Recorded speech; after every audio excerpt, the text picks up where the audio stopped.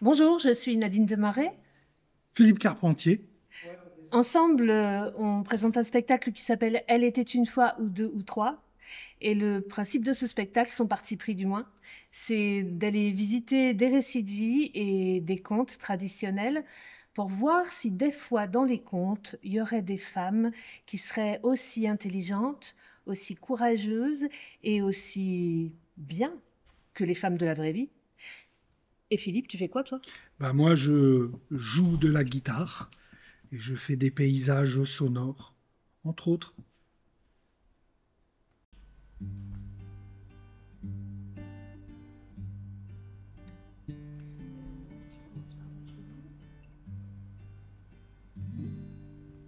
La première femme de ma vie que je vois, quand je me retourne dans mon passé, elle est petite. Mais quel tempérament! Cette femme-là, elle a aimé beaucoup. Elle a eu 8 enfants, 6 vivants. Elle accouchait comme beaucoup sur la table de la cuisine. À l'époque, la maternité, c'était pour les gens riches. Mariée une première fois, son mari est mort à la guerre. Et puis elle s'est mariée une deuxième fois. Et là, au village, elle était la seule à oser aller chercher son mari au café quand il rentrait pas une fois le soir tombé. Évidemment, quand il rentrait à la maison, il passait sa colère sur elle. Mais elle a continué. Mariée une deuxième fois, elle a perdu son deuxième mari à la guerre. La deuxième. Elle était une fois. Moi, quand je regarde derrière moi, je n'ai d'elle que quelques souvenirs qui s'effacent et puis quelques photos jaunies. Vous savez, quand on est enfant, on n'est pas curieux de ce que vivent les vieux.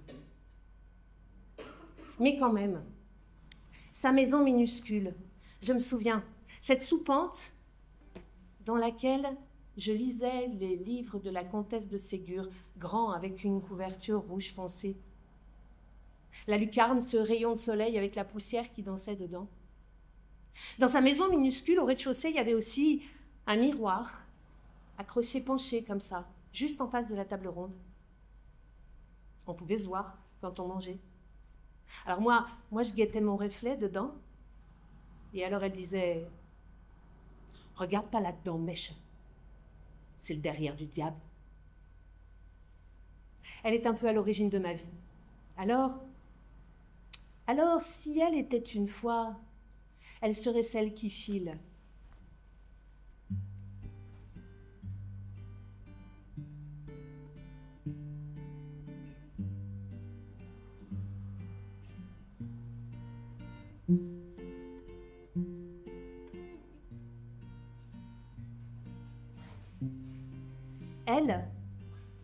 Elle était la puissance de la lune, la douceur d'un pétale de rose,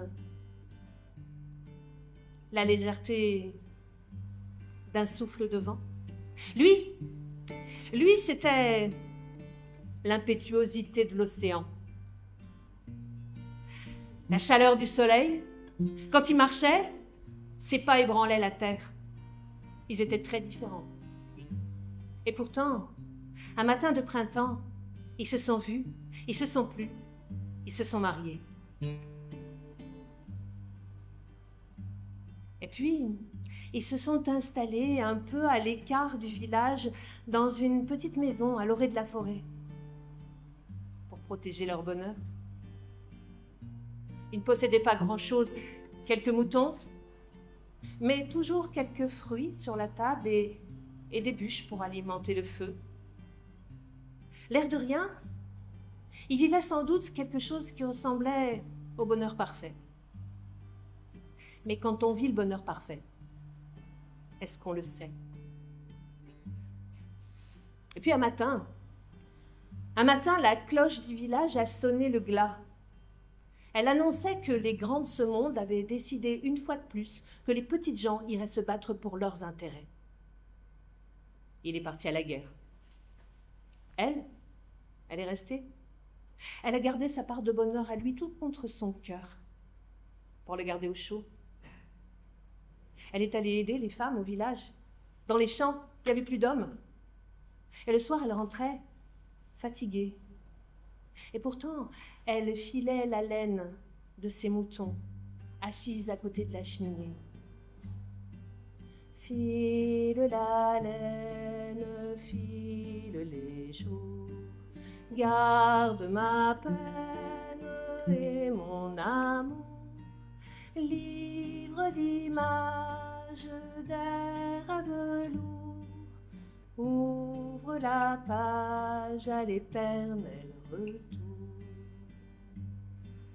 File la laine, file les jours, garde ma peine et mon amour, livre d'images d'air à velours, ouvre la page à l'éternel retour. 4 fois les feuilles sont tombées des branches des arbres. 4 fois elles ont repoussé. Et puis un matin de nouveau, la cloche a sonné. Mais cette fois, c'était un chant joyeux qui est passé par-dessus les montagnes, qui est redescendu dans les vallées, remontant les fleuves, les rivières, est entré dans les villages et les gens ont pris leurs instruments de musique, les fanfares se sont mises à sonner. La guerre était finie. Les hommes allaient rentrer. Elle, à ce moment-là, elle a commencé à tout nettoyer. On pas que c'était sale, non. Mais il fallait que tout soit parfait. Elle a inspecté chaque recoin. Et quand ça a été fait, elle a mis un bouquet de fleurs dans chaque vase. Elle a tendu son lit de drap frais. Et puis elle a cousu un nouveau jupon fleuri pour ses hanches. Et puis un matin, allez savoir comment elle savait que c'était ce matin-là. En tout cas, elle le savait. Un matin, elle s'est mise à la porte. Elle a attendu. La la la la la la la la la la la la la la la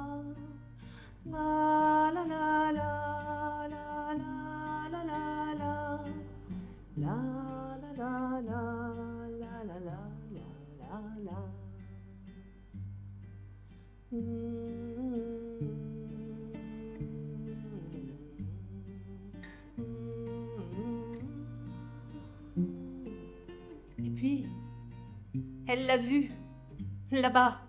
C'était lui qui tournait dans le chemin. Ça pouvait être que lui, son homme. Il était si grand. Ses pieds se sont mis à courir sans toucher le sol. Elle courait bras tendus vers lui, celui qu'elle attendait depuis si longtemps. Et puis lui, il a relevé la tête. Alors elle s'est arrêtée. Comme il avait changé. Oh, ses cheveux avaient blanchi, il avait des rides sur le visage, sa barbe. Mais le pire, c'était ses yeux. Il était là, mais dans ses yeux, il n'y était pas. Alors elle s'est remise à courir. Mais lui, il a bifurqué, il est parti droit vers la forêt. Alors elle l'a suivi. Entre les arbres, elle l'a cherché. Et puis elle l'a vu, là, affalé, le dos contre un tronc d'arbre. Alors elle s'est approchée. Doucement, elle s'est assise à côté de lui. Elle a pris sa main entre les siennes, a posé sa tête sur son épaule, a murmuré tous les petits mots tendres qu'il se disait autrefois. Et lui disait rien.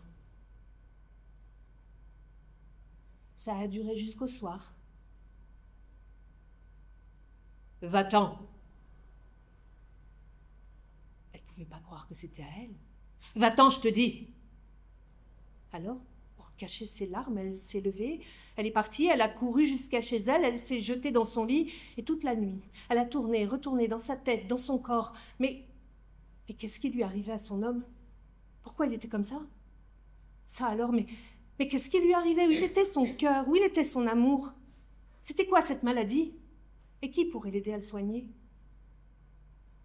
Et quand l'aube est arrivée, elle a pensé à la vieille, la boiteuse, celle qui habitait de l'autre côté du village. On savait qu'elle soignait, Mais on s'en méfiait. On disait qu'elle connaissait les plantes. On disait même qu'elle parlait aux animaux. Elle s'est levée. Avant que le soleil soit complètement levé, elle est partie sur le chemin. Elle a traversé le village. Et quand elle est arrivée devant la maison de la vieille, elle s'est arrêtée. Elle a voulu frapper. Et la porte s'est ouverte seule. Au début, elle n'a rien vu. C'était sombre là-dedans. Tout à coup, quand ses yeux se sont habitués, elle était là, la vieille. Elle s'est tournée.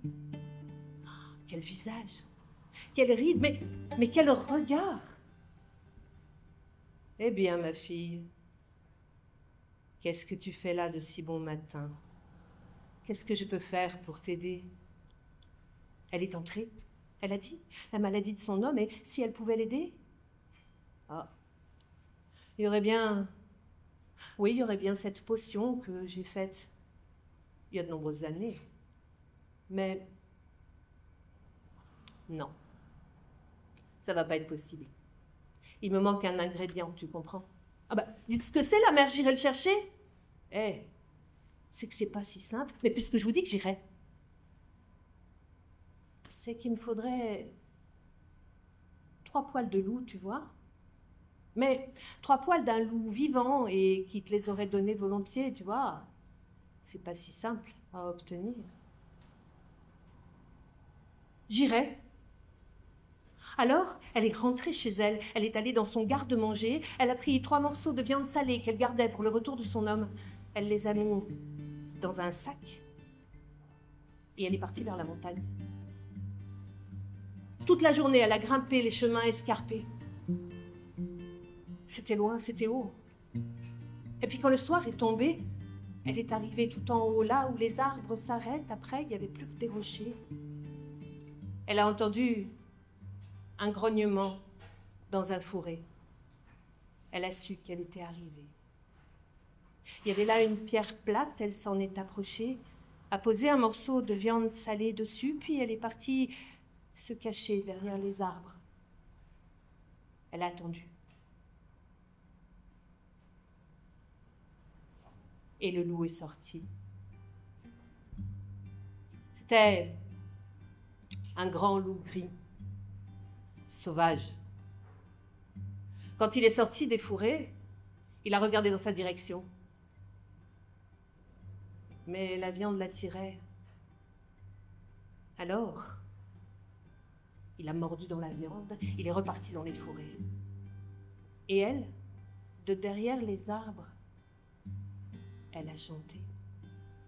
File la laine, file les jours, garde ma peine et mon amour, livre d'images, des rêves lourds, ouvre la page à l'éternel retour. Elle s'est pelotonnée au pied de l'arbre. Là où elle était, elle s'est endormie. Le lendemain, elle a attendu que la journée passe. Et quand le soir est arrivé, de nouveau, elle a mis un morceau de viande sur la pierre. Elle a reculé, mais moins. Elle est restée visible, assise, à côté d'un buisson, à une dizaine de pas. Le loup a mis beaucoup plus longtemps à sortir. Quand il est sorti, il s'est arrêté, l'a regardé, a foncé vers la viande et l'a emporté. De nouveau, elle a chanté, puis elle s'est couchée sur le sol, s'est endormie. Et le lendemain soir, même chose. La viande sur la pierre plate. Mais cette fois, elle s'est assise, juste à côté de la pierre. Elle n'a pas bougé. Le loup a mis très longtemps à sortir. Et quand enfin il s'est approché, il avait toute l'échine hérissée, les oreilles couchées sur la tête, il grognait, les babines retroussées sur ses crocs. Non, non, n'aie pas peur. J'ai besoin de toi. 3 poils, tu comprends? 3 poils de ta fourrure pour guérir mon homme. S'il te plaît. Le loup s'est assis à pencher la tête.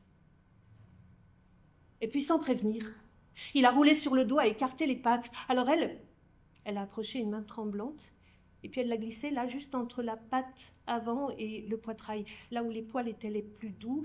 Elle en a saisi 3, elle a tiré, et elle est partie en courant dans le chemin. Mais quand même, avant de tourner, elle a regardé derrière son épaule. Le loup, il était là, assis. Il la regardait. Alors, elle a chanté une nouvelle fois. Et puis elle a descendu le chemin. Toute la nuit, elle l'a dévalé. Les pierres roulaient sous ses pieds. Elle a manqué de tomber plusieurs fois. Et quand elle est arrivée en bas, elle ne s'est pas arrêtée. Elle a traversé le village qui dormait encore. Elle est arrivée chez la vieille. Comme la première fois, la porte s'est ouverte seule. La vieille, elle était au même endroit, exactement, à croire qu'elle n'avait pas bougé. « Regardez la mère, je les ai, les 3 poils de loup. » « Eh, bravo ma fille. 3 poils d'un loup vivant, et qui te les a donnés volontiers. Bravo. » Et puis elle a soufflé sur les poils qui se sont envolés dans la cheminée, et en redescendant, ils se sont carbonisés dans les flammes. « Mais enfin, qu'est-ce que vous faites? Et la potion pour mon homme? Je vais quand même pas devoir y retourner. » Allons, ma fille. Allons. Tu ne vas pas me faire croire que toi qui as été capable d'apprivoiser un loup, jusqu'à ce qu'il te donne 3 poils de sa fourrure, tu ne vas pas me faire croire que tu n'es pas capable d'apprivoiser un homme qui a laissé son cœur sur le champ de bataille. Allez, va, et fais ce qui doit être fait. Alors elle est allée dans la forêt. Elle l'a cherché, elle l'a trouvé. Elle a fait ce qu'il fallait. Et peu de temps après, lui, il dormait dans sa maison à poing fermé. Et elle chantait. Parce que si l'homme avait gagné la guerre, la femme, elle avait gagné la paix.